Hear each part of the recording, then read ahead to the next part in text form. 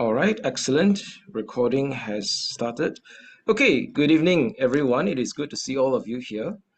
Wow, I see some of my past participants taking the senior and higher paper this year. Is that right?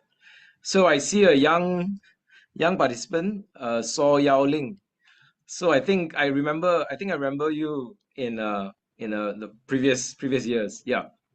Okay, excellent. So this year you are taking the senior paper or the higher paper? Taking Actually, Yao Ling is taking only junior paper, I see. but Okay. he is preparing for Okay. future. I told him to take junior paper, uh, but I have a few. I'm not sure if my students are here. Wei Yan, are you Lim Wei Yan? Is that Probably. Wei Yan? I saw a Wei Yan, but I'm not sure whether it's the same Wei Yan. Is that you, Wei Yan? I'm not sure. I have a few students who are really amazing. They are so young and they are so courageous. They sign up for higher and senior. I see. So Excellent. my younger student, actually, I didn't warn them enough, I think, because prelim and junior is at this level, and there is a huge gap between prelim junior and higher senior. Yeah. So they did junior and prelim and they thought la la la la la, and then they're like, okay, now we're going to do higher and seniors. Like, yay, let's go, because they have that enthusiasm and the success from the previous exams. Yeah. So and I had, of course, I do not want to discourage, but I was very realistic with them. But I think children are very enthusiastic. So this year I really pecah record. I have one student, 12 years old, is taking senior. Wow. Wow. Yeah, Yeah, that is he's impressive. really so I call my students Dharma warriors. Dhamma Warriors. Yeah, that's a great That name. means you are brave and you are sincere, and it doesn't matter. Just like the Buddha said, I will sit here until my blood runs dry. And then I Yeah. have these are young teenagers. I have two more that sign up for senior, and this one I did not ask this of them, but two young teenage boys are signing up for higher. Mm. So I'm coaching them, and I'm really very proud of them. I think some adults don't even dare to sign up for this exam. Yes. Yes. That's Yeah. great. That's great work. Thank you so much. Yeah, for the work you're doing as well, Sister Yeah, Kwa. but I Yeah. told them it's okay. Because they're like, oh, we know prelim and junior pretty well. Now we want to go to the next step. I'm like, wow, okay, let's do this. I will coach you guys. Yeah. It's good to start early, and anyway you can take the exam again. Like, I mean, if on your first attempt you don't think you did. Yeah. I told them it doesn't matter whether you pass or fail. I I also joke with them. I think a lot of my students are here. I said my KPI actually is even higher. Is I want you guys all to reach for sotapan. So I said it doesn't matter you pass or fail. More importantly is we walk and accompany each another along this noble eightfold path. Mm, We enter the stream, we encourage each another. That for me, I call it my KPI. I know mm. it sounds very corporate. Yeah, thank Yeah, I you. mean, if on the first attempt you think it's not as well as you expected or as well as you desired, then you could always try again. And actually the exams are fairly uh, foundational knowledge. So a lot of the concepts and ideas, you know, and doctrines are quite foundational, quite important. So it's very good for Buddhists to have an understanding of these teachings, these concepts and doctrines. Yeah, and to be honest, when you go deeper and deeper into Buddhist studies and Buddhist learning, uh, there's a lot more depth to the ideas and doctrines In actually. my Yeah. opinion, I think that prelim and junior is so rudimentary. Mm, It's just an yeah, intro. You're just correct. familiarizing. And what I see the topics, I really like the topics in senior and higher because they are the fundamentals, building blocks, the teaching tools that you need to understand and develop the wisdom. Those, so I like the topics that they are doing for senior and higher. Mm, Yeah, I hope more and more my students will get inspired and have the courage to progress and take a higher level. But we'll see lah, because they are also very busy with school and activities and all that. You know, we have yeah, I'm very yeah, proud of them. Yes. yep, definitely. So, okay, we'll begin first. Thank you so much, Sister Kwa, and thank you everyone for joining. So clearly fewer we have fewer participants in the senior and higher category compared to the preliminary and junior category. Okay, so we'll begin first. Uh, Before that, I would like to say that I am actually unwell since last week already. So on Thursday, the session I was very sick. Now I'm a little bit better, although I'm still unwell. And so I guess the bad news is I haven't been doing a lot to prepare for the session today, to be honest. I've been sleeping and resting a lot, even until today. My body is very weak and uh, I guess very weak and tired. So yeah. So I'll try to do my best, and maybe some of you, if you have questions or you have any points and reflections to add, feel free to share. We can make this an interactive session. Feel free to add in. Then you can also help me share some of the answers you have, right? If some of you might have attempted the past year questions already, then you might have your own answers. Feel free to share. Because for the senior and higher category, it's a lot of essay questions, right? I think all of you already know that. Okay, we'll begin first, and then we'll see how it goes. Yeah, and yeah. Okay, so good evening, everyone. Welcome to the senior and higher category of the online Dhamma exploration for the Malaysian Buddhist Examination. So this is the first year I'm trying this out. So again, I haven't had much room to experiment. So again, uh, if I make any mistakes, I ask for your forgiveness. So we'll see. Hopefully, if I do this more and more, maybe next year if I do it again and again, after a few years, I will become more familiar with this. I will become more experienced in this. So we'll see. I'm sure some of the participants we have here are far more experienced than I am. So feel free to share as well. Okay, good. So this is the first time I'm trying this out, but there have been other sessions, other classes and tutorials, I think organized by other people in other Buddhist centers. So we'll talk about that. Okay. So let me share my slides now, and we can see how it goes.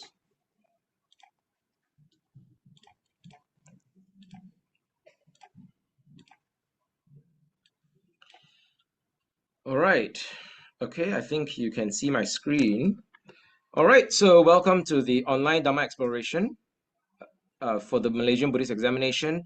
My name is Wei Ken, and I am from the youth group called MYTTA, the youth arm of the Theravāda Buddhist Council of Malaysia. I'm also with the Cradle. Some of you already know the Cradle, the Center for Research and Dhamma Leadership Enhancement. That's why I have a name. I have a title DD here. DD Khor Ken. DD is Dhamma Duta. Some of you also know what that means already. Yeah. So I happen to be wearing one of the program T-shirts. So Jedi. Do you all know what Jedi means? Some of you do. Those of you who have attended the Cradle before, you might know what Jedi means. So Jedi means joyous, engaging Dhamma influencer. So these are some of the Dhamma leadership programs developed by the Cradle.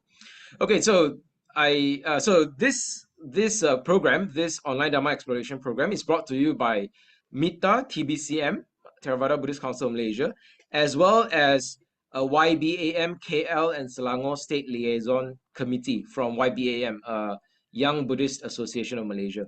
So we work together to bring this event to you, especially Brother Zhihua. He's handling the technical logistics side. However, today I think he's unavailable. Yeah, so it's just me today alone. Yep. Okay, but no worries. I'll try to handle it.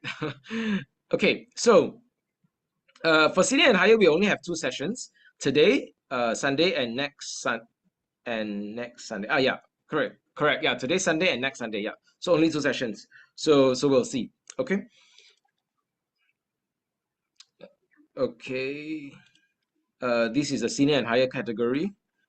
All right. So this is one of the sessions that I've referred to earlier.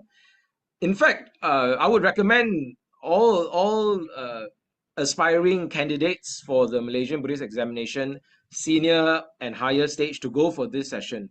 So this one is the past session. I'm not sure whether they're going to do another installment of it in the upcoming year. Probably, I suppose so. And so if they have it and you're intending to take the examination next year, I would say go for this. They cover the content in much more depth and detail. In fact, they go beyond just the content of the syllabus. They teach a lot more. They teach a comprehensive foundational knowledge for Buddha, Dhamma, Sangha. Yeah, they go a lot more. So they go a lot more than just the content of the syllabus. So I would say go for this if they have it next year. Okay. And of course, they run this for about 8 months or 7 months. So of course, they could go into much more. I'm only doing this for 2 sessions, so I won't be able to cover everything in the syllabus. I'll just pick some topics, and also depending on all of you, actually, if there are certain topics you want me to talk about a bit more, then feel free to let me know. Then I can talk about that topic a little bit more as well. Okay, good. So any one of you went for this session? I think some of you did, right? I think some of you did go for the session. Then you know a lot of the material already. Yeah. So Sister Kwa, raise your hand. You went for the session, is it? Or Yeah, I'm a regular student every year. Regular and returning student. If I can, I attend. If I cannot attend, I will watch the videos. It's very good. So if anybody interested, you can ask me. But I think every year they are very good, and the teachers are very good. I will WhatsApp them and discuss or ask questions. They are very helpful. Thank you. oh, I see. Okay, you're a regular attendee of this program. Okay, that's of this program. That's good. I mean, excellent. Yeah. I vouch for this program as well. I know many of the teachers here as well. So yeah, okay, good. So they have done it for years, which means it's great lah. So it's a yearly thing. It's an ongoing program. So yeah, feel free to go for this, and you'll receive a lot more coaching and opportunities for discussion and learning. All right, good, excellent. Okay, so yes, let's talk a little bit about the syllabus and some of the past year questions. All right, so if you are doing senior and higher, you probably need to have already started to look at the past year questions and already also maybe practice some of the past year questions, yeah, because right now it's about 2 weeks before the exam, so uh, actually, to be honest, there's not much time left and not enough time left. But I believe, right, you have already started looking at the past year questions. Yeah. So we're going to look at the past year questions and syllabus. So it's taken from the Malaysian Buddhist Association website. This is the body that organizes the Malaysian Buddhist Examination. Okay, so senior stage. Let's start with senior stage. Senior stage, there are 20 objective questions, multiple choice questions. So these are the easier questions lah. Now the trickier one is the subjective questions. So you need to answer 4 essay questions, and each essay you have 4 sections. Each section has 3 questions. So out of 3 questions, you choose one. All right, so 4 sections. Each section has 3 questions. Out of 3 questions, you choose one. So total, you choose 4 questions. And so the structure of the 4 sections are, the 4 parts would be, the first one is about the life of the Buddha and the history of Buddhism. Second one is about the Dhamma and the Suttas. The third one is about the Sangha and the disciples of the Buddha. Fourth one is about general Buddhist practice and meditation. Okay, so a very common strategy to prepare for the exams, I think some of you already know this, is you prepare for some of the very common questions, popular questions, right? Or you could look for the past year questions and then you see maybe in the recent 2 to 3 years, the question did not come out, but it came out maybe 4 or 5 years ago. Maybe it might come out again this year, right? So something like that, right? Some questions are very popular. Almost every year they come out, so you should prepare for that. Or some questions they come out maybe once every few years. So if you notice that, oh, this question has not come out in the past 2 to 3 years, but came out earlier before that, maybe it might come out again this year. So that's the trick lah. That's the strategy to prepare. Okay. All right. So we can look at the syllabus now. So the scope of examination for senior stage, yeah. Okay. So life of the Buddha is birth to Mahaparinibbana in detail. So you need to talk about the life of the Buddha. The trick here is you remember important events.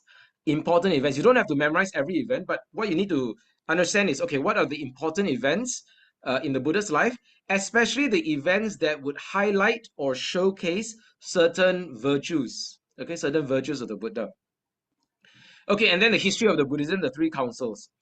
This one is quite straightforward, actually. Once you read up on the three councils, in fact, if you practice on your own to write an essay about the three councils, then you are quite secure, you're quite done already. Okay. Now, for part B, the Dhamma and the Suttas and the Dhammapada, the Dhammapada, you need to know the stories behind the verses. Okay, so you need to know the specific verses and you need to know the stories behind the verses. Not all 423 verses, that would be too much, but certain selections. Okay, so yeah, for Dhammapada. For the Dhamma and Suttas, you need to know the Four Noble Truths. This one very popular. So I tell you all, almost every year they give the Four Noble Truths question. Almost every year. So I honestly, if you write an essay, if you practice writing an essay on the Four Noble Truths, you can score for this section.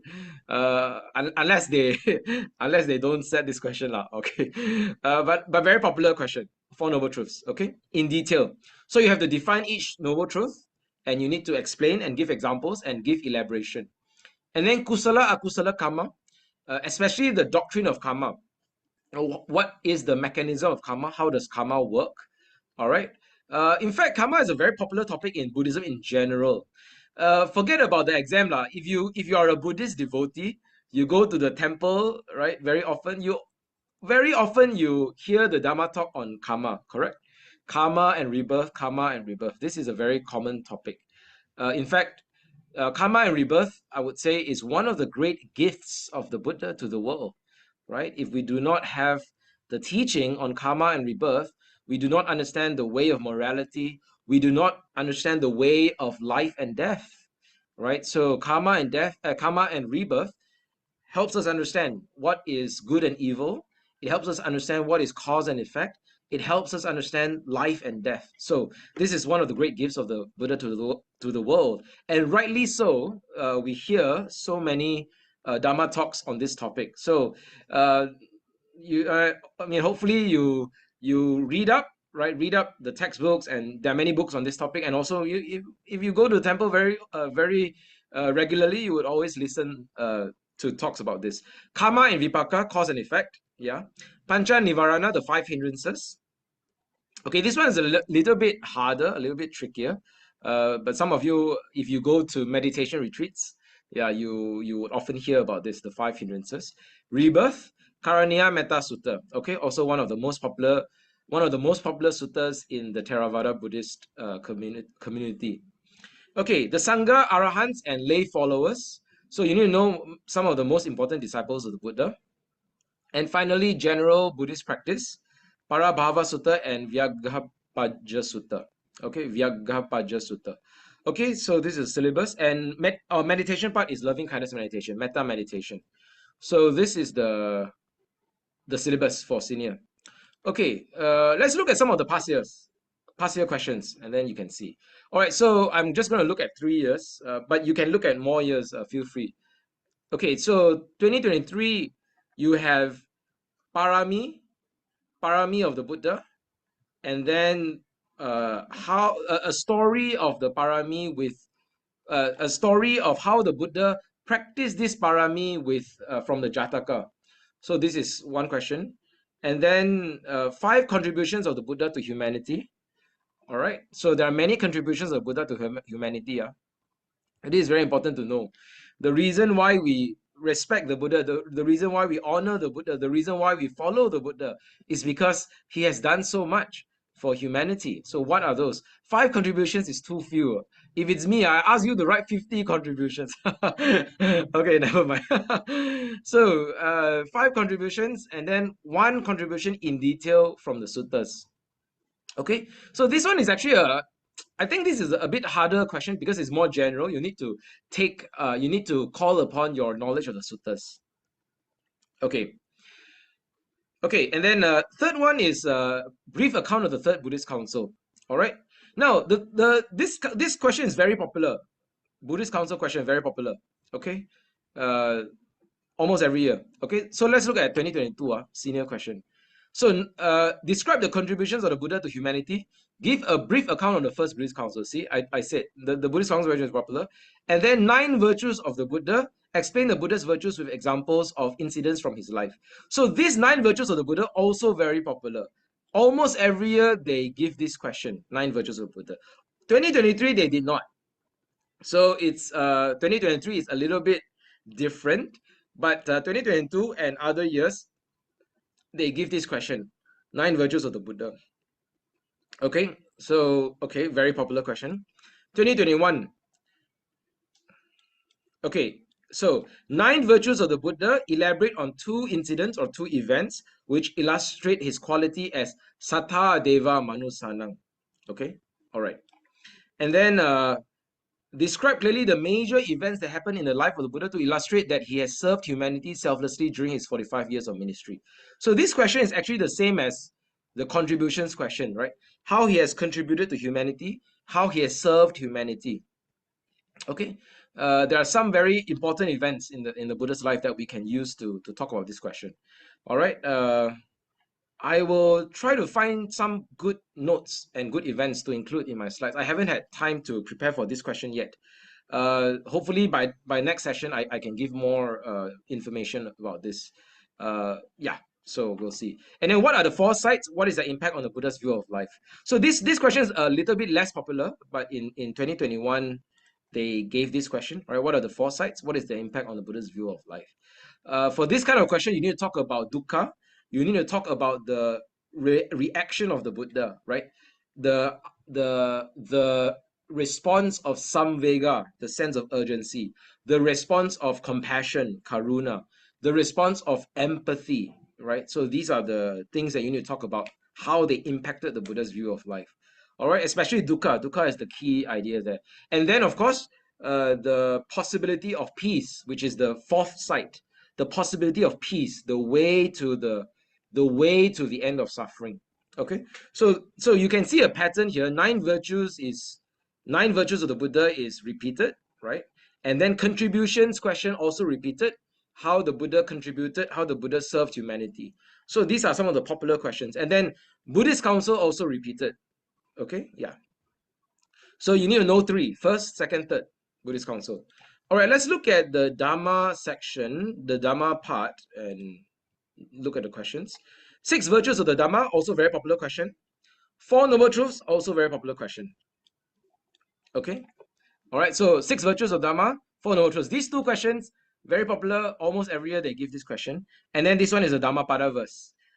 Okay, the evildoer grieves here and grieves hereafter. Okay, and grieves in both worlds. All right, so explain this Dhammapada verse. So you can talk about the story behind the Dhammapada verse, and you can talk about the meaning of the Dhammapada verse, the meaning, why the Buddha said it, and the doctrine behind it, the teaching behind it, right? Okay, so in this case, you talk about the idea of karma and rebirth, right? So the evildoer grief, so that is the karma, and then grieves hereafter, so that will be the rebirth. right? So things. So you talk about the doctrine behind the Dhammapada verse. Okay, 2022, six virtues of the Buddha. Okay, sorry, six virtues of the Dhamma. Okay, they ask this question again. Four noble truths. They talk about this again. They ask this question again. And then it says, show how the understanding of these truths will free us from suffering. So this one you must use some elaboration to explain, okay, how do these four noble truths lead us to freedom from suffering? Okay, and another question here is the three characteristics of existence. Okay, this one is anicca, dukkha, anatta. And then this one you need to use some elaboration and some application. Yeah, explain why it is important to keep in mind these three characteristics in our daily life. So this one you must apply the doctrine to our life. Okay, so we can see again virtues of the Dhamma, noble truths, very popular question. And 2021 virtues of the Dhamma. All right, okay, no four noble truths this time. What is the Buddha's teaching on cause and effect? Okay, so this one is still very related to four noble truths. All right, the Buddha's teaching on cause and effect is very related to four noble truths. All right, how does this teaching relate to our lives? In fact, the Buddha's teaching on cause and effect is also very related to law of dependent origination. So actually, if you notice, these two questions are very similar. Question 5 and 6. Yeah, the Buddha's teaching on cause and effect and the law of dependent origination are very similar questions. Both are related to causality and conditionality, right? Explain clearly how this leads to the cessation of suffering. All right, good. So that's the part B. Part C. Okay. Let me take a break. I need to take a break. Give me 1 minute. I go get a drink.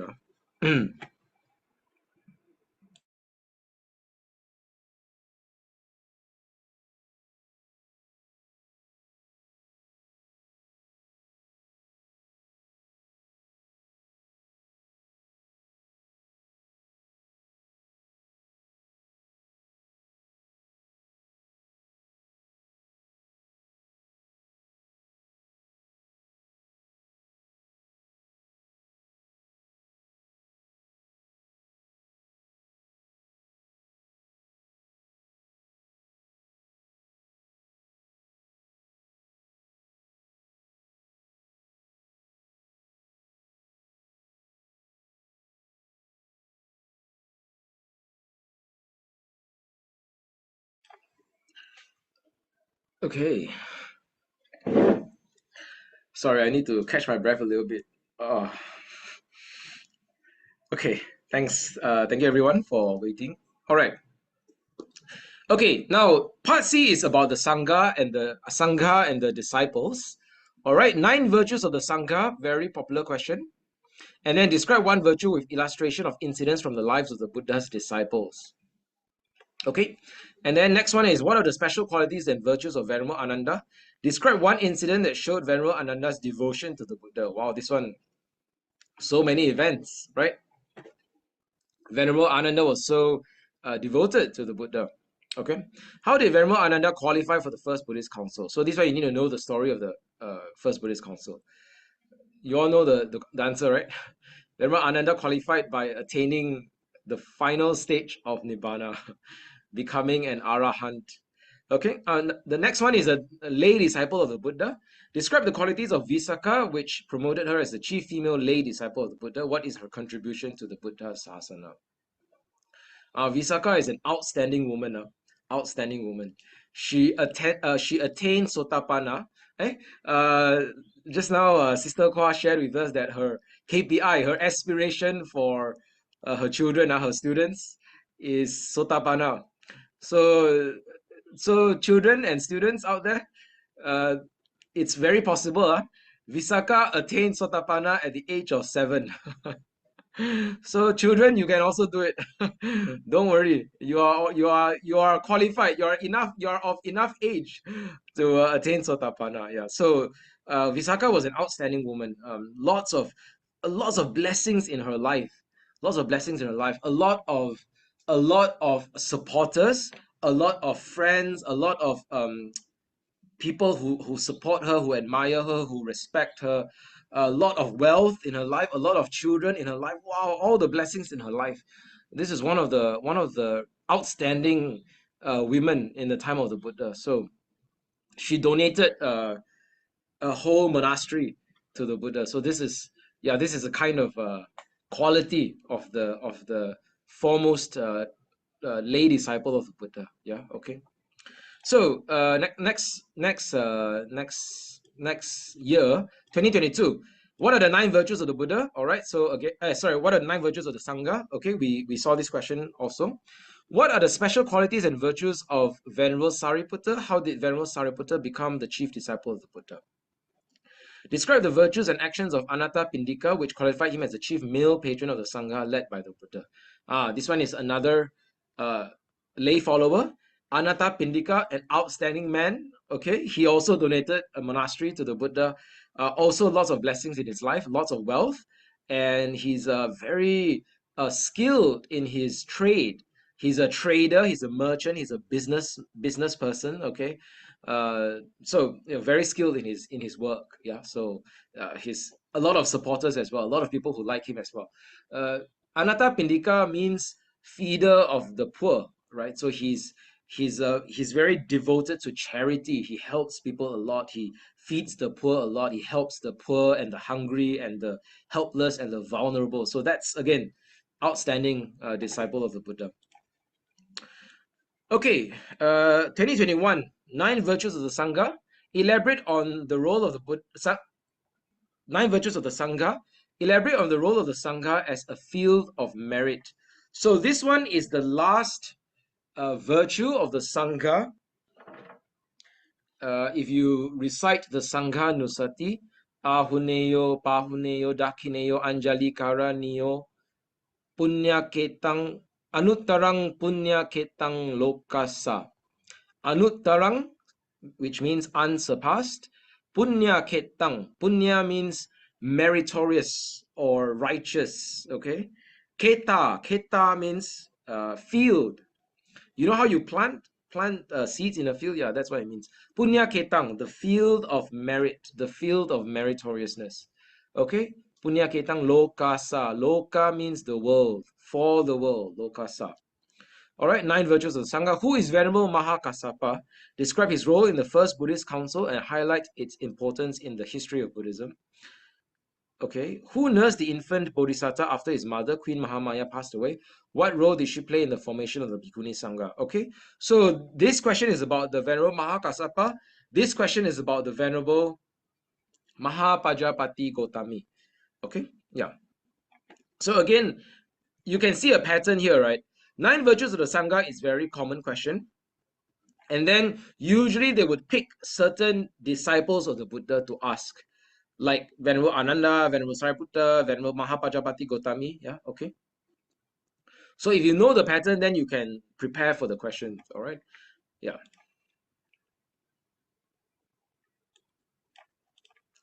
Okay. Okay. Now this is the practice part. The general practice.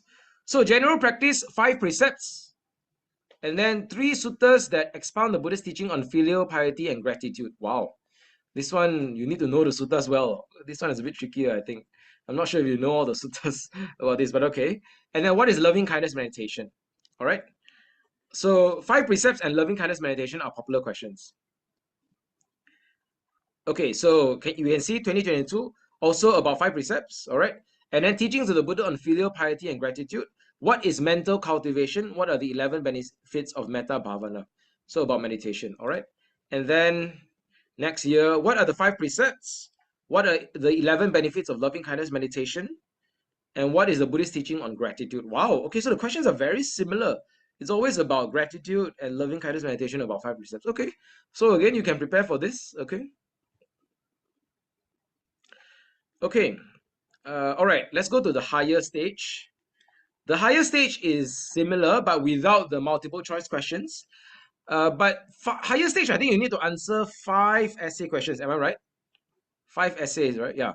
So each section, again, 3 questions. You need to choose 1. So four essay questions, plus 1 more you choose from the remaining, randomly, up to you. So 4 plus 1. Okay, so 5 questions in total. So that's the format. Okay, 5 essay questions. All right, so this is the syllabus.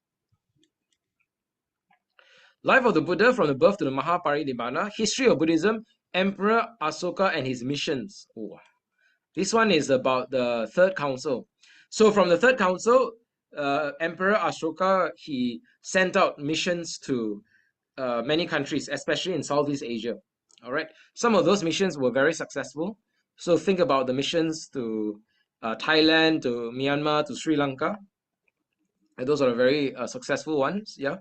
So the history you need to know. Okay, and then the Dhamma and the Suttas. Okay, that's a lot. So Dhamma, the philosophy, the ethical system, karma, the mechanism of karma. All right, bhava, life, the origin of life, rebirth. All right, paticca samuppada, dependent origination. Okay, this one might be a little bit harder, depending on how familiar you are with this doctrine. Okay, and then this one is okasa loka, the planes of existence. Okay, anatta. Hang on. Okay, yes, anatta, non-self. Nibbana, all right, the highest goal. The way to Nibbana. This is Sila, Samadhi, Panya. All right, so you need to talk about Samatha meditation, Vipassana meditation. And then the Arahant and the Bodhisatta ideal. Atta Loka Dhamma, the 8 worldly conditions, the problems of life.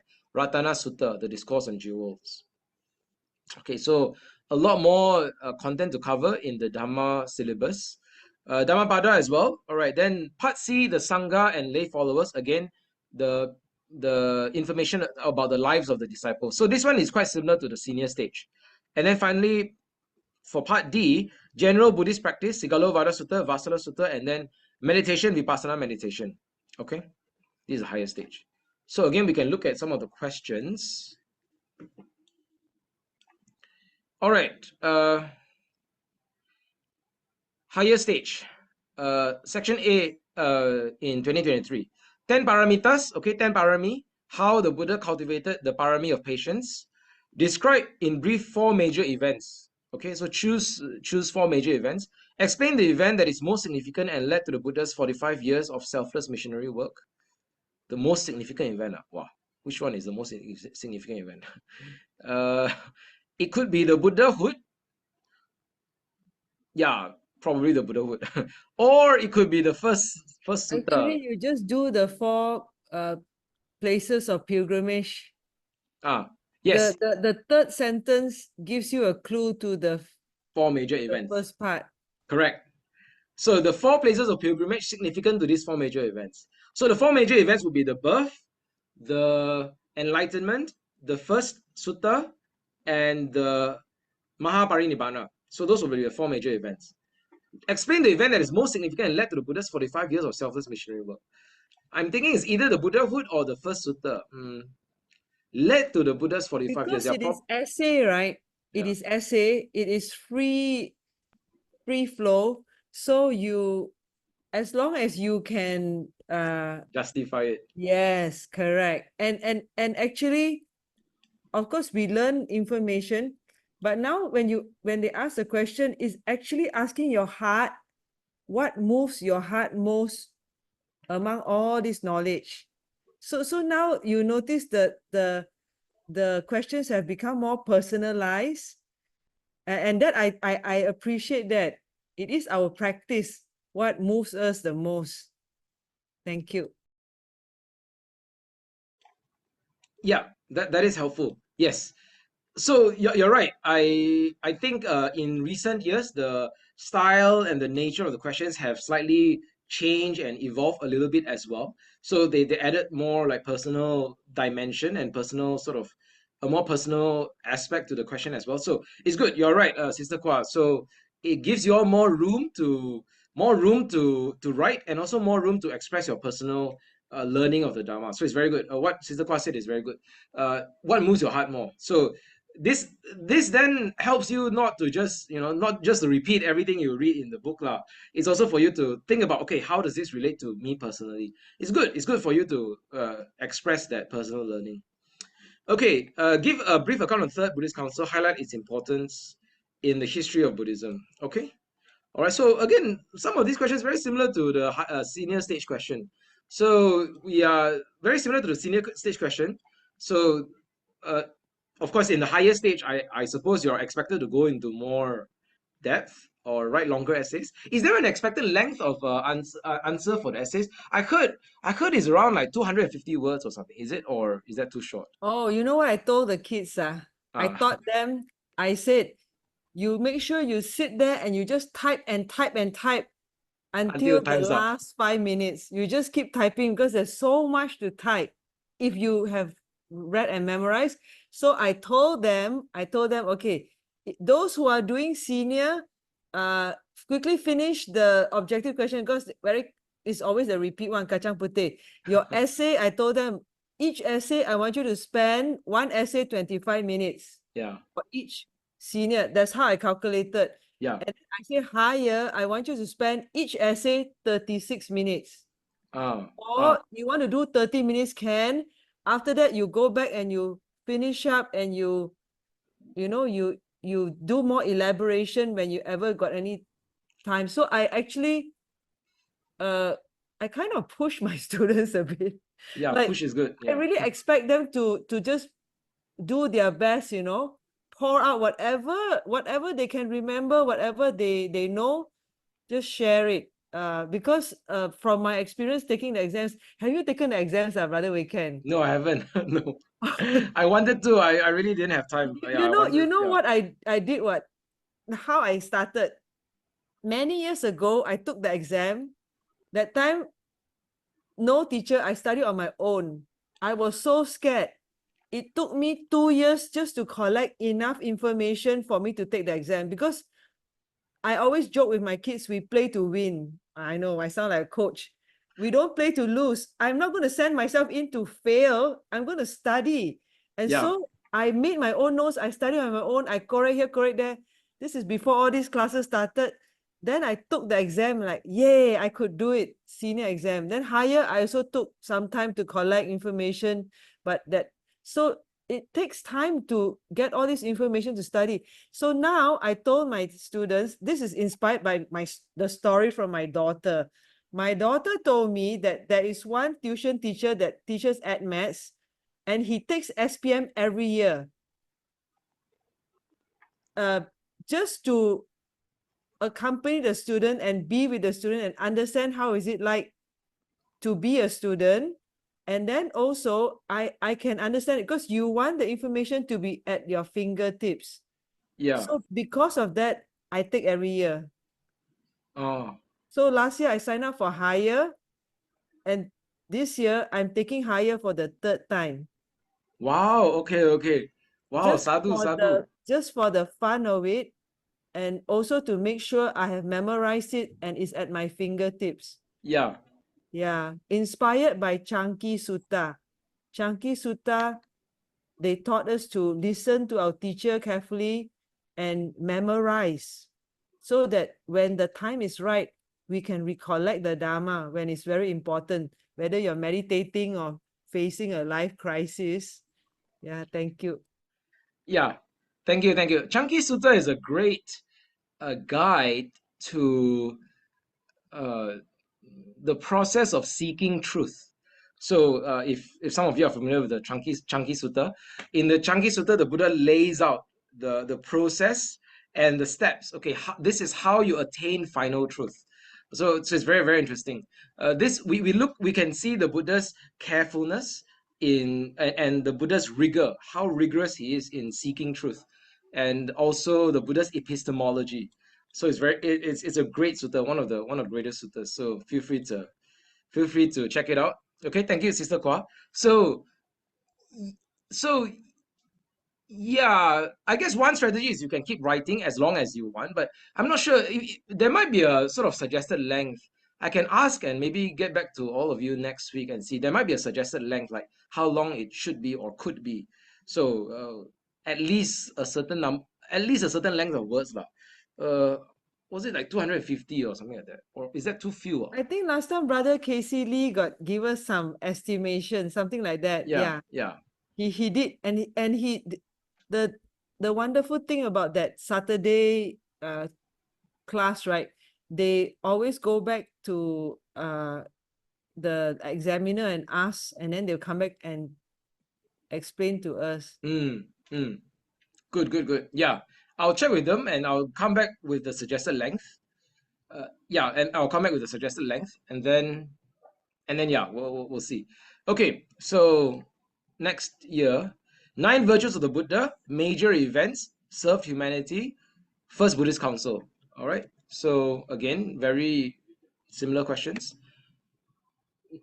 9 virtues of the Buddha, 9 unique qualities of the Buddha. Great physician from the suttas. Okay, this one is a bit trickier as well. I mean, it's a more unique question. Suttas that show that he's a physician. There are a few great suttas show that he's a physician. You can I can share more. And then explain clearly what the Buddha had achieved in his 45 years of missionary work. Okay, so again, this is some of the events in his life. Some of the events in his life, how he contributed to humanity, how he taught the Dhamma, and how he propagated the Dhamma. Okay, for section B, 6 virtues of the Dhamma, 4 noble truths, and then Dhammapada verse. Wow, this one is very popular. This is Dhammapada verse 183, one of the most popular Dhammapada verses. In fact, probably the most popular Dhammapada verse. Okay. 2022, 6 virtues of the Dhamma, 3 characteristics of existence, 4 noble truths. So you can see 6 virtues of the Dhamma and 4 noble truths are very popular questions. And then 2021, this one, the Dhamma side, not much. It's mainly the Sangha questions. So we can skip this. Okay, let's look at section C. 9 virtues of the Sangha, special qualities and virtues of Venerable Ananda, and then Bhikkhuni order, and then virtues and qualities of Visakha. So we can see the higher and the senior higher questions and the senior stage questions are actually quite similar. Just that, yeah, I suppose in higher stage you are expected to go into more depth. So if you prepare for the higher, you are set for the senior. 9 virtues of the Sangha, special qualities and virtues of Venerable Sariputta, and virtues and qualities of Anatta Pilika. Also same questions. Okay. 9 virtues of the Sangha, describe Venerable Mahakassapa's relationship with the Buddha, and then special qualities of Venerable Ananda. All right. Okay. All right. This is the general Buddhist practice part. Explain the 5 precepts. So 5 precepts, very popular question. You can sorry. Okay, you can prepare for this question. And then filial piety and gratitude. And then two types of meditation. So Vipassana and Samatha meditation. Explain Vipassana meditation. All right. So Vipassana meditation, 5 precepts, and gratitude, popular questions. Okay. General practice, general Buddhist practice. 5 precepts, filial piety and gratitude, mental cultivation, meditation. 2 main methods of Buddhist meditation. So Samatha and Vipassana meditation. So again, this one very similar questions. 2021, general Buddhist practice. Noble Eightfold Path. Oh, this one, this year is a bit different. No 5 precepts. Noble Eightfold Path, 4 foundations of mindfulness, 5 hindrances. Okay. Well, this year is a bit trickier. Okay. All right. So those are the pattern of the past year questions. So, okay, give you some rough idea. You can know what to prepare. I'll go into some topics now, but feel free to let me know which topic you want to cover. You want me to cover more in more detail. If I can't do it today, I will do it next week, which is our final session. So any topics you all want me to talk about more, I will go into. So what I've prepared is, because I have not yet had time to prepare the slides, what I have is I have found some links that has information on some topics. That's what I did. I'm not sure if that's helpful. I hope that's helpful. But if this is not helpful, I would try to prepare more for the slides.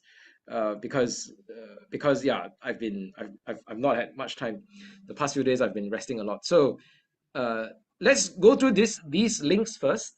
I'll show you how I navigate through the links, and how I walk through the material, and yeah, okay, then we'll see how it goes. But I want all of you to think about are there any specific, because I cannot cover every topic, I want all of you to think about, are there any specific like topics you want me to go into, if you want me to discuss further. Okay, so Sister Kwa, yes. Yeah, the topic that I would like us to discuss is Buddha's contribution. In my Okay, opinion, that question is actually a very broad and personal question. okay. And everybody has their own perspective. So I don't think, like certain things like Four Noble Truth, dependent origination, that one is like that. But when you say, what did he contribute? That would actually need some researcher and scholars to really, uh, really go through all a historian, that would understand the society, that time and all these things. So I find that question intriguing, and yeah, Mm, but I don't think it's that beneficial. Okay, the thing about me when I take exam, if my KPI is sotapan, so I always make sure I choose, higher you choose for a 5, right?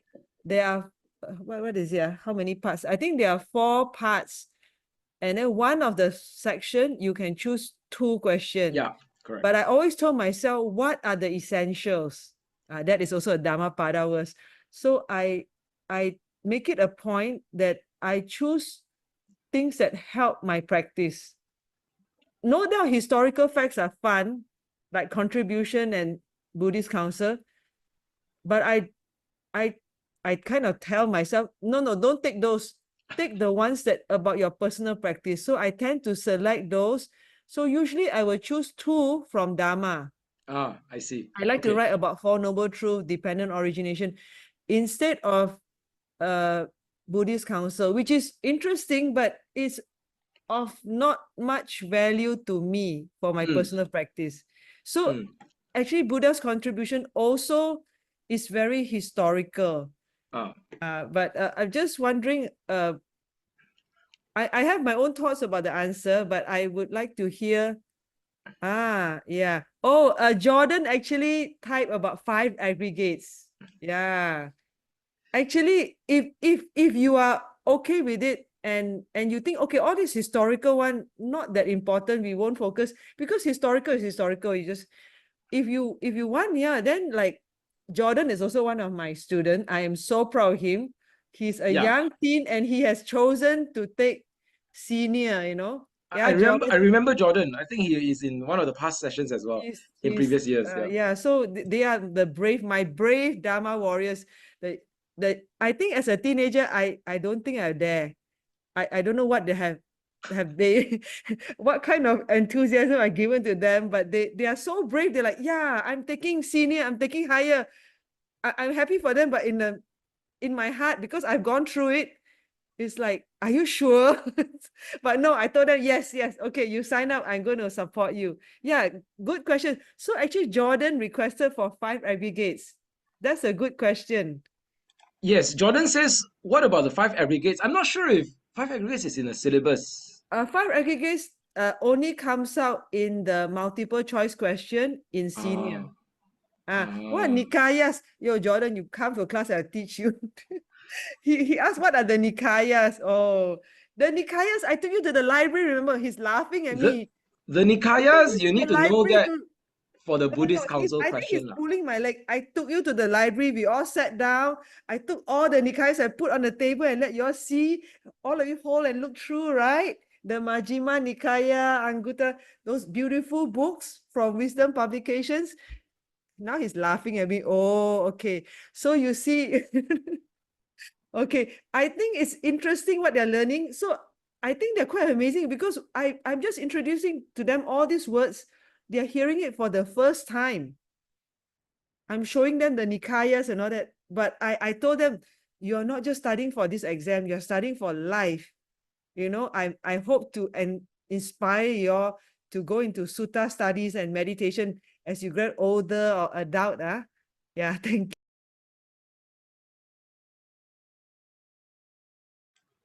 Yeah. So the Nikaya question would be relevant for the Buddhist Council question. I mean, in the Buddhist Council question, you will need to talk about, right, the Nikayas and the Pitaka. Okay. So that one you do need to know. Five aggregates, I don't think you need to write about that for the essay. So as Dr. Kwa said, the five aggregates comes up in the But I would say, the if I were objective. to write an essay on the three characteristics of existence, the Tilakana, I would Ah, like to bring in five aggregates. oh, I The five see. Yeah. aggregate is actually a teaching tool, and if you want to, you can squeeze it in here and there. You can put it. It's actually a teaching tool for us to understand the three characteristics of existence. No, If no, no, you you're write an right, you're essay, right. Okay, yeah, you're right, you're right. So five aggregates. Oh, yes, yes. Five aggregates would be involved in anicca, dukkha, anatta. Yeah, that's true. yes. So all five aggregates are anicca, dukkha, and anatta. And also five aggregates would be involved in the doctrine of dependent origination, right? How consciousness and nama rupa, all right, how consciousness is a condition for nama rupa, right? So those are the five aggregates as well. So, okay. Uh, or is it the other way around? Nama Rupa is a, yes, the other way around. Nama Rupa is a condition for consciousness. Yes, correct. Yeah, correct. Yeah. Eh? No. Nama, Wait, wait, first you wait. have You avijja. have From Avijja avijja, and you then got Sankhara. sankara. Sankara, then you got Oh, vijnana. yes. Okay, so consciousness Vijnana, is, yeah, then nama rupa. correct, And correct. nama I was right. rupa, you have salayatana. This is the good Yeah, thing about taking exam. You memorize it.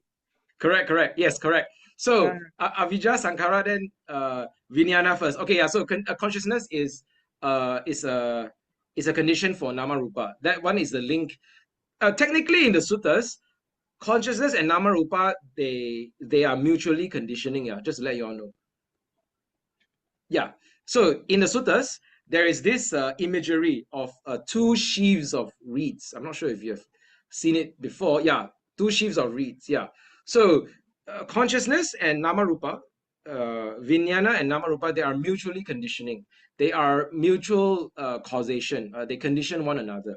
But in the sequence of the links of the dependent origination, there you have avijja, sankhara, and then yes, consciousness being a condition for nama rupa. Yeah, consciousness primarily refers to the station of consciousness where you're reborn.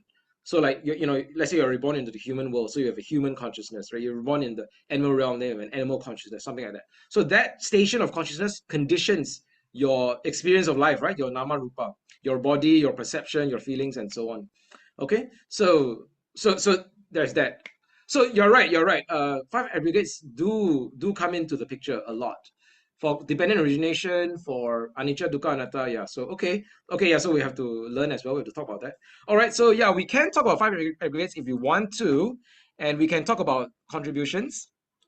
So I like history, so I might like to take on the history question sometimes.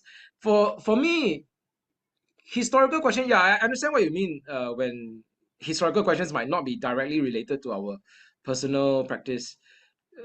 But the one on contributions are very related. So, for example, if you think about the Buddha's contributions, you look at his life events, right, and what he did to contribute to the sasana, to the sangha, to the humanity, to the whole of humanity, and those actions actually give us inspiration, and they actually teach us, okay, this is the quality of the Buddha. We should follow him. We should emulate him. We should be like him. So, those contributions would be quite relevant to our own inspiration, to our own personal practice. Yeah, you're right. So he's like being a very good example to us and a role model. Mm, And this is called walk the talk. So if maybe if we ever in a situation like that, then we can ask ourselves, when Buddha was in a similar situation, how did he respond? So that might be a very good guiding light to us, especially when we need to make important decisions or when we take on more important roles. Mm. Yeah. Yeah, exactly. So, okay, I will prepare some material and events from the life of the Buddha for this question of contributions. Today, I'll talk about it a little bit as well. Okay, since Dr. Kwa asked, how about the rest of you? Do you all have any? Do you all have any topics that you are keen to learn more, or you want me to talk about those topics? Any particular ones? Uh, it's okay if it comes up. If you think of any topics, you can suggest them, and you can write in the Zoom chat. Okay. All right. So let me just go through the links and we'll see. Okay. Let me share my slides.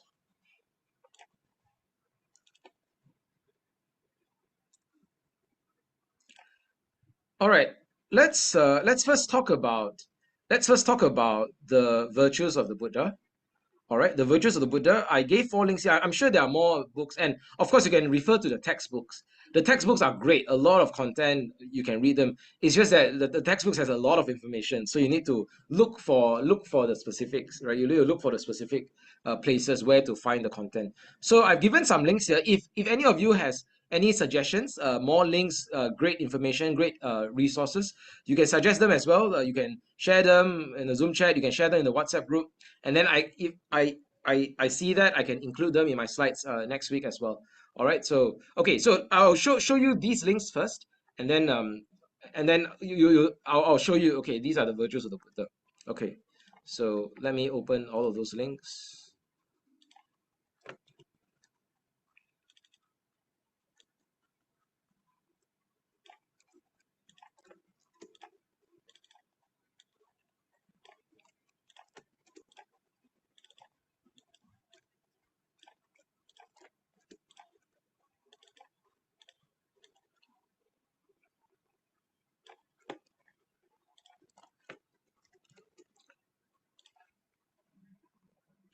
Okay. So for the virtues of the Buddha, firstly, you need to for the virtues of the Buddha. Firstly, you need to.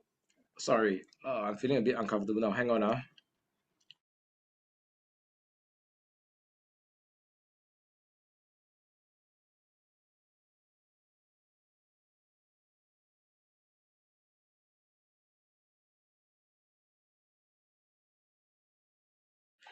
Okay. So for the virtues of the Buddha, you need to memorize all 9 virtues of the Buddha, every 9 virtue, because you need to write it out.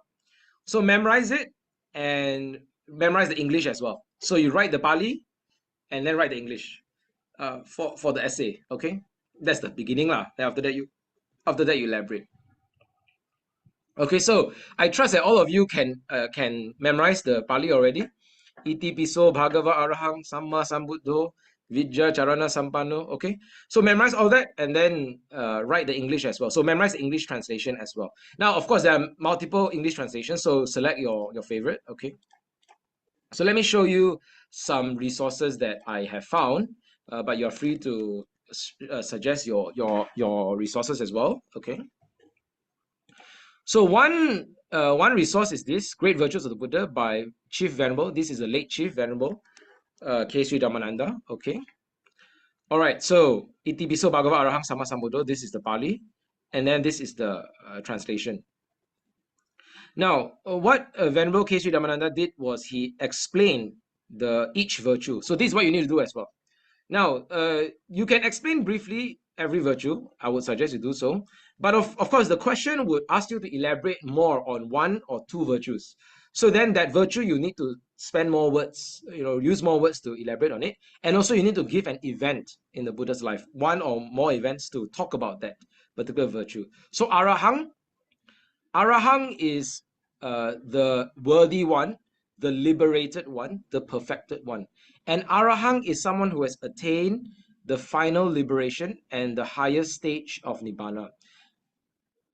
In other words, Arahang is someone who has attained the ultimate goal of the spiritual life. So that is Arahang. So the Buddha was not the only Arahant. However, the Buddha was the first Arahant in this era, in this historical era. He was the first Arahant, and he was the foremost arahant. He was the supreme arahant. Okay, so it was his, excuse me, it was his attainment of arahant that led to the other people attaining arahant. Okay, all right. So he has discarded all defilements. He has suppressed all the enemies connected with the eradication of defilements.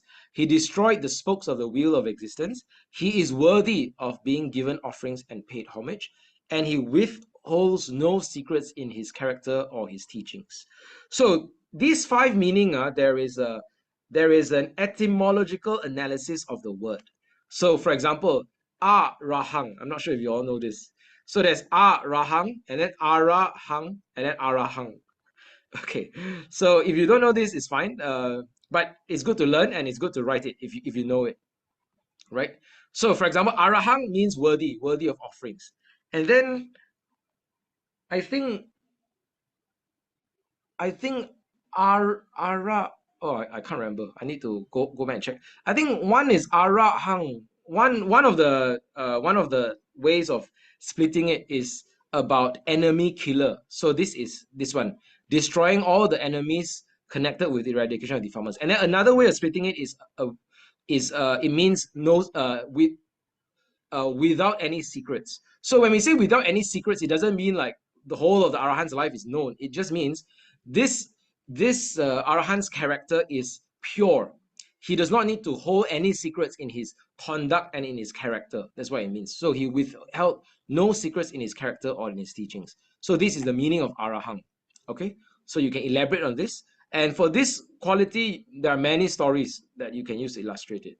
All right, Samma Sambuddho. Now, while there were many arahang in the Buddha's time, there was only one Samma Sambuddho, which is the Buddha himself. All right, so Samma Sambuddha is a unique Buddha.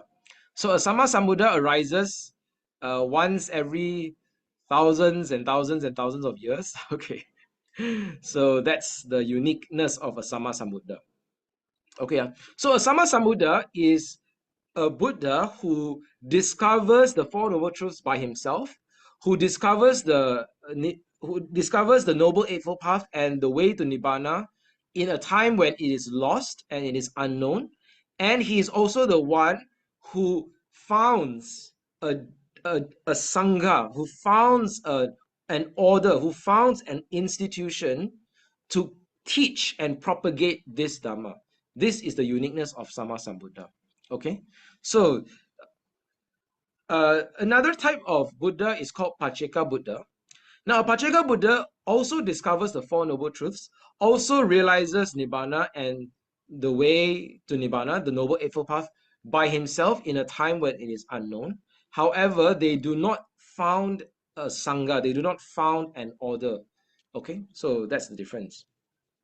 Okay, Samma Sambuddha. And then Vijja Charana Sampanno. Vijja Charana Sampanno in Mandarin is Ming Xing Ju Zu. So Sampanno is fully endowed and fulfilled. Okay, Vijja Charana are two qualities. Vijja is the knowledge part. Vijja means knowledge or insight, and Charana is his conduct. So the word Chara, if you know Malay, Chara means the way, right? So charana means your way of life, your way of living, your way of conduct. That's charana. So your knowledge and conduct are perfectly fulfilled. Okay, so that's Vijja Charana. Again, you can read this. And then Sugato. Sugato means well gone. His path is good. His destination is excellent. Sugato means he has gone the good way. He has walked the good way. He has walked the good path. All right. He has gone in the way of all the previous Buddhas. Okay. So that's Sugato. And then Loka Vidu. Loka means the world. Vidu means someone who knows, knowledge. So Loka Vidu means knower of the world. So what does that mean? It means the Buddha is a knower of the world in its fullness, in all the aspects of the world. In particular, it means that he knows the realms of rebirth. He knows all the three worlds, all right? He knows the Arupa world, he knows the Rupa world, he knows the sensual world, okay? He knows all the realms of existence. and he knows the ways of death and rebirth into these realms of existence. Loka vidu, knower of the world. Okay, Anuttaro Purisa Dhamma Sarati. Anuttaro means uttaro. Uttaro means, okay, if you know the Malay word utara, utara means up north, right? Uttaro means to excel, to surpass. Okay, Anuttaro means not to be surpassed, not possible to be matched, not possible to be surpassed, not possible to be excelled. That means he's the supreme, he's the unsurpassed. Okay, Purisa means a person, individual, Purisa. Dhamma Sarati, Purisa Dhamma refers to individuals to whom the gift of Dhamma is to be endowed, whereas Sarati means a leader or a trainer or a tamer. So Anuttaro Purisa Dhamma Sarati means he is the supreme leader and trainer of individuals. So think about all the people that the Buddha has taught and trained, how he has converted them from extreme violence to compassion and love, how he has converted them from extreme greed and attachment and grasping to generosity and magnanimity, how he has converted them from foolishness and blindness to wisdom and understanding. That is his skill. Okay, so example, this one, a lot of good stories. So Angulimala is the best story, right? Angulimala was a notorious criminal, bloodthirsty, merciless, cruel, cold-blooded killer. Yet the Buddha was able to transform his character until he becomes an embodiment of love, embodiment of compassion and kindness. This is real skill. Talk about real skill, right?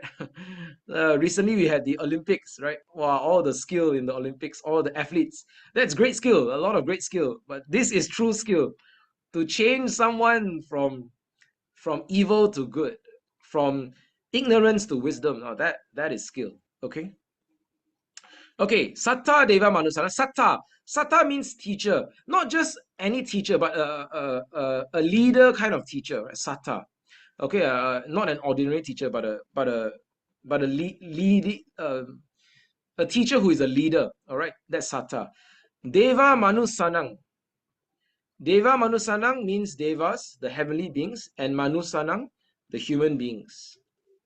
All right, this means the Buddha was a universal teacher. The Buddha was a universal teacher. He was able to devise diverse techniques suited to the caliber and different mentalities of devas and human beings. The Buddha is able to know what are the inclinations, what are the personalities, what are the temperaments, what is the method of Dhamma teaching that is suitable for each individual, gods and humans. And he was able to teach. Okay, so that again, this is his virtue and quality. All right. So, Buddho. Buddho means the one who knows. So this refers to his awakening. He has awakened from the ignorance of life. He has awakened from the dream of life, and he's awakened to the truth of reality, to the nature of reality. That is Buddho. Over here, Venerable Kesri Ramananda explains, Buddho means that the master being omniscient. Okay, so the Buddha's enlightenment is even more special than the Arahants. He knows Nibbana, but he also knows the workings of karma in more detail, the workings of rebirth and the workings of dependent origination in much more depth and detail. Okay, so he was able to convince others of his great discovery through his exquisite art of teaching others his Dhamma. Because of his awakening and his enlightenment and his knowledge, he knows dependent origination and karma in more detail. He has this ability to teach much more skillfully than his disciples. Okay, so all of us as disciples of the Buddha, we are relying upon and depending upon the strength and wisdom of the Buddha to teach, right? So this wisdom and this truth and this Dhamma is not from me. I am borrowing from the Buddha, and then I teach, right? I share it. Okay. but my ability to share it is limited. Right? I don't know. I cannot read your minds. I don't know what you're thinking now. I don't know your past lives. I don't know your background. I don't know your likes and dislikes. Okay, but the Buddha was able to break through and understand the reality of karma and the mental inclination much more deeply. And so his ability to teach is much more, okay? Much more skillful. All right, and finally, Bhagava. Bhagava means blessed, and there are many, many meanings, a lot of meanings for Bhagava, like a lot. Like I could talk, I mean, just on the word Bhagava, we could go for hours and days. Bhagava has a lot of meaning. If you go to the commentaries, a lot of meanings. So, okay, let's not go into that. But okay, so blessed is his name. Bhagava means, one of the translations of Bhagava is the Lord. That means Bhagava means the Buddha is the one deserving our respect, deserving our veneration, deserving awe. So he is the blessed one. He is the blessed one. He is the exalted one. All right. The Buddha was termed Bhagava because he was the happiest and most fortunate among mankind for having managed to conquer all evils. Okay. So the word Bhagava has various meanings as suggested by some commentators. Okay. So there are many meanings for this word. Okay. So this is one resource. Another resource is, okay, this one I'll come back later. Another one is this. This is an excellent Sutta study resource. Some of you might know Brother Pia Tan. He's a Malaysian actually. I think now he's in Singapore. Now he has very good Sutta study articles. Very good, a lot, a lot. I have my weekly Sutta study session with the Putra Heights Buddhist Society, and very often I refer to his resources. And not just me, I'm telling you, Sutta study sessions all over the world refer to his resources. He's very good. So this is an article on Buddha Nusati. Now this Sutta study resource is very long, a lot of words. So you need to go and select some of the things that you can use to write in the essay. Okay, it's very long, but you can go through it. Okay, Buddha Nusati. So what is helpful is there are some stories and some elaboration that talks about the virtues of the Buddha. So, for example, let me okay, over here. So Iti Piso Bhagava. So this is the nine virtues of the Buddha. Okay, and then Brother Piyatan goes into the meaning. So, for example, okay, wait, hang on, I can't find it yet. Hang on.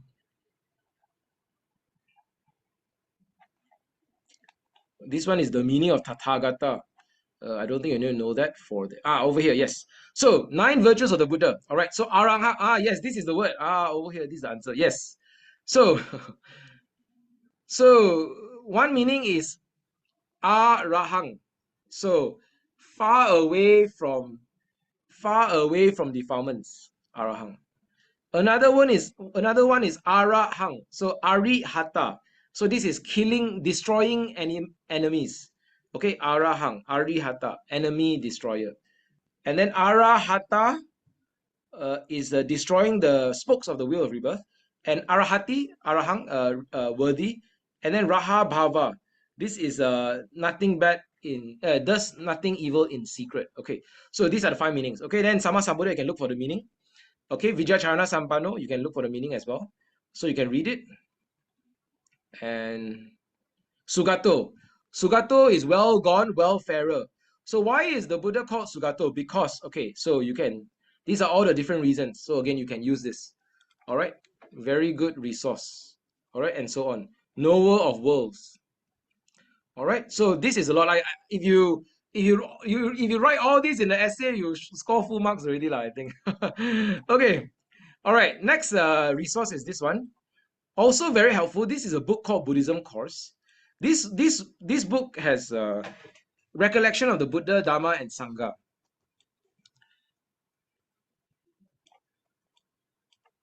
Okay, I'm actually running out of energy. Hang on. Wow, I'm running out of breath. Hang on. Give me 2 minutes.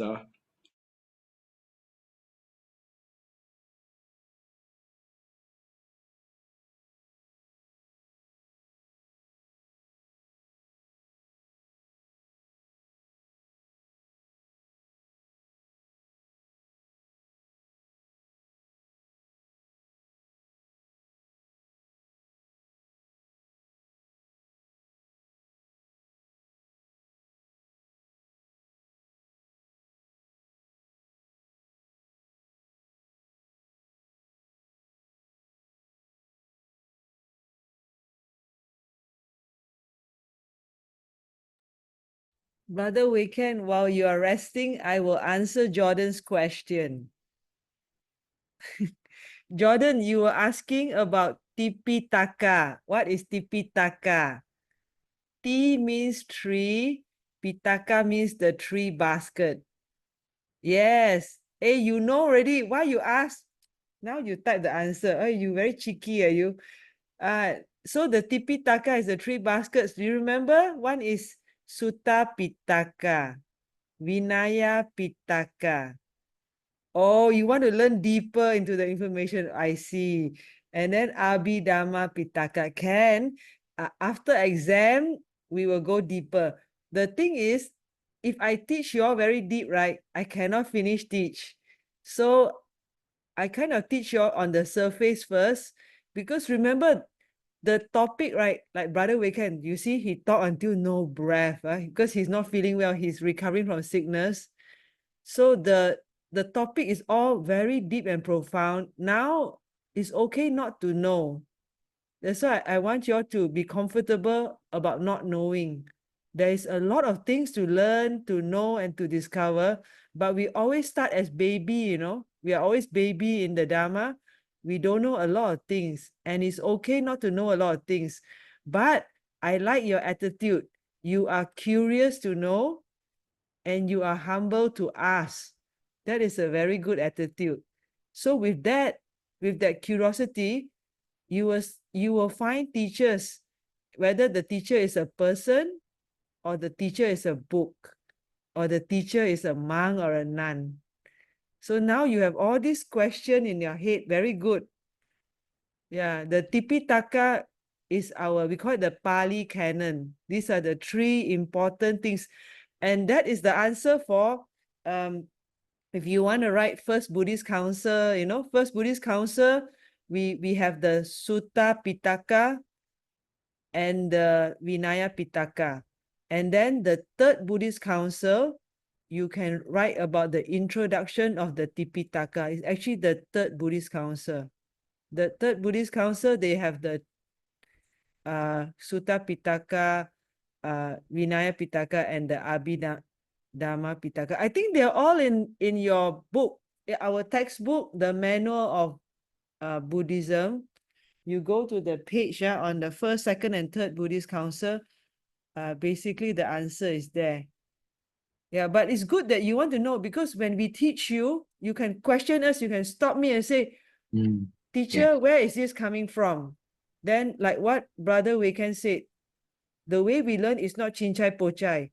The way we learn is rigorous. Like what he said, like a rigorous scholar. We want to be accurate and precise. And we say, it comes from where. We can quote. Okay. So that would be, that is good that you're asking, come from where? So we can tell you from which part of the Tipitaka that we are teaching you from. So anytime you want to question us, you stop. This one come from where? Then we need to dig it out and say, yeah, I come from here, come from there. Not I create one, not I cook it up one, you know. And all these things is from all the great. We are sitting on Buddha's giant shoulder, and we are sitting on the giant shoulders of the previous Arahant monks, the previous noble Arya teachers. All this beautiful Dhamma we got is from all the wonderful teachings of the past. And whatever that has been passed down, we share. Yeah, thank you. Okay, thank you. Sadhu, sadhu. Excellent. Sadhu, sadhu. Thank you. Thank you, Sister Khor. Okay. Let's go on. Okay. All right. So, okay, yeah. So this book, this resource, quite helpful as well. Yeah. So this one, again, same thing. Recollection of the Buddha, Dhamma, and Sangha. They go through the virtues, the 9 virtues, and every virtue they explain the meaning. Okay. So yeah, you can see it. Again, you can write it. If you can write all these in the in the exam, you can score very well. All right, so I wanna look for this one. Okay, where is it? So here you can see Bhagava is a lot of meaning. Yeah, you can see. So blessings, okay, Bhagava because blessings, Bhagehi, blessings. So 6 blessings. First is lordship. So that's why he's the Bhagava because he's the Lord. He's the Bhagava because he's the complete embodiment of Dhamma. He's the Bhagava because of his fame. All right. So the Buddha is very famous, right? You can ask any of your friends who are not Buddhists, they still know who is the Buddha, right?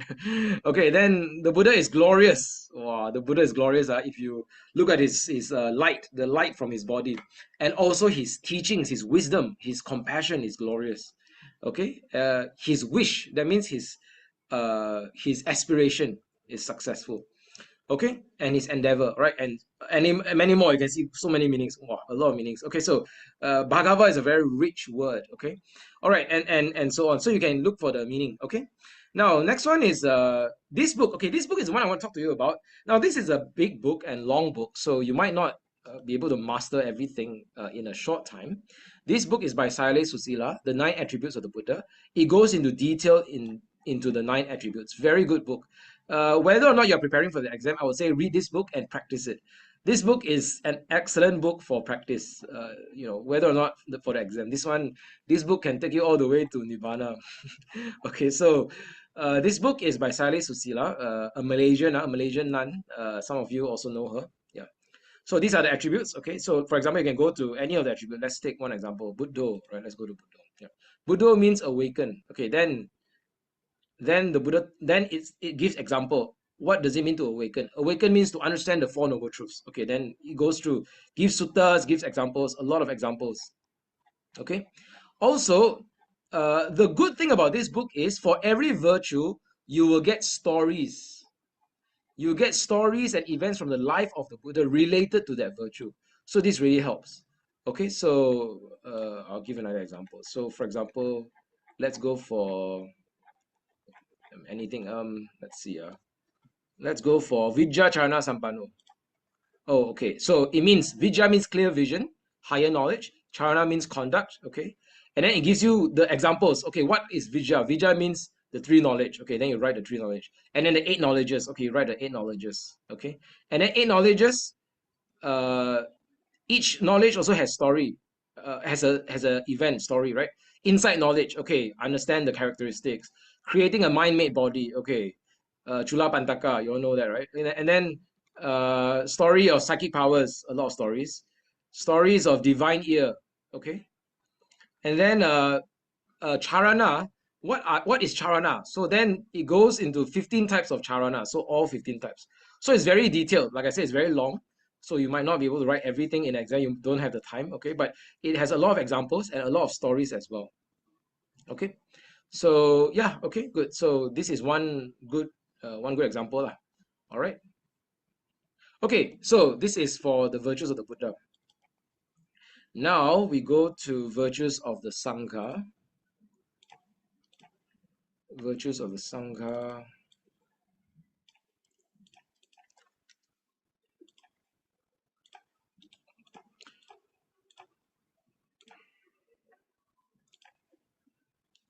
Sorry, not virtues of the Sangha, virtues of the Dhamma. So virtues of the Dhamma, very similar resources that I found. Let me share with you all. The first one is also this piece by Venerable Kesri Dhammananda, the same one.